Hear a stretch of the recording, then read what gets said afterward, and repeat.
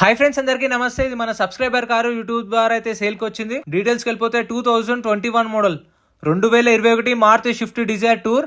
Fuel type వచ్చేసి petrol plus CNG రెండు options ఉన్నాయి. Petrol option, CNG option. Taxi plate vehicle చూస్తున్నారు కదా.